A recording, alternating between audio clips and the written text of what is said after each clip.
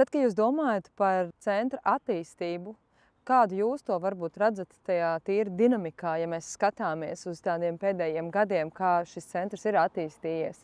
Jau kopš 2008. gada, kad krūts slimības centrs tika nodibināts Stradiņos, tas bija pirmais šāda veida centrs Latvijā, un kopš tā brīža mēs esam spējuši nemitīgi augt, attīstīties, piesaistīt gan labākos speciālistus valstī, tāpat arī apgūt jaunākās tehnoloģijas, apmeklējot dažādu veidu kongresus, pieredzes apmaiņas braucienus, tāpat arī mācot kolēģis visā pasaulē, lai mēs spētu arī savām pacientēm sniegt labāko pakalpojumu tieši šī jomā.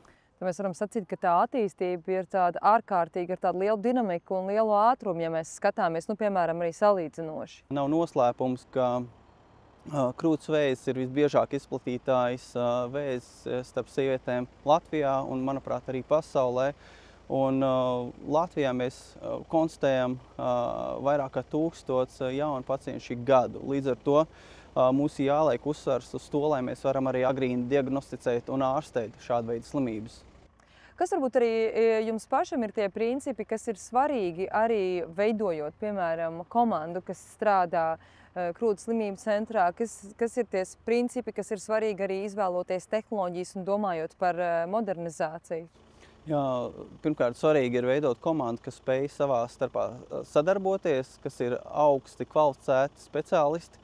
Par tehnoloģiju runājot, mums noteikti ļoti būtiski ir diagnostika, lai tā būtu precīza, un izmantot jaunākās tehnoloģiskās iekārtas, kas arī tomēr ir tādas, kurām ir mazāka radiācija, līdz ar to mazāks efekts gan uz darbiniekiem, vai mazāks negatīvais efekts uz darbiniekiem un uz pacientiem. Un, ko Andris arī minēja, kā izdodas noturēt speciālistus tik labus? Tomēr mūsu speciālistiem ir arī misijas apziņa, dēļ kā viņi nāk un palīdz mūsu pacientiem Stradiņas slimnīcā. Kāpēc jums pašam personīgi varbūt ir svarīgs šis centrs un tā attīstība? Kas varbūt arī ir tie jūsu mērķi, ko jūs redzat vai par ko jūs domājat tālāk? Manuprāt, ir jāsniedz mūsu atbalsts pacientiem, kurus nespēja par maksu šādu veidu pakalpojumus un rekonstrukcijas veikt, un vienīgā vieta vai pat cerība atgriezties normālā dzīvē un arī atgūt tādu morālo stāvokli ir tieši rekonstruējot varbūt arī pat vizuāli sievietēm savu izskatu. Un arī, diemžēl, arī jāsaka, man personīgi ir arī šis jautājums ļoti svarīgs.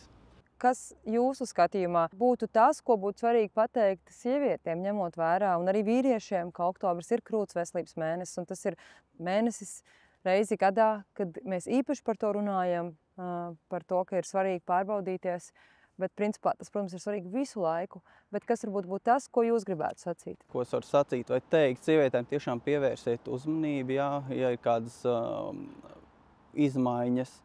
Tāpat arī nepieciešams tiešām ir veikt tās diagnostikas, skrīningus, izmantojiet iespēju, ko valsts piedāvā 2 reizes gadā, veikt bezmaksas skrīningu sievietēm virs 50 gadiem un sievietēm virs 40, ja ir iespēja arī profilaktiski skrīnings būtu jāveic.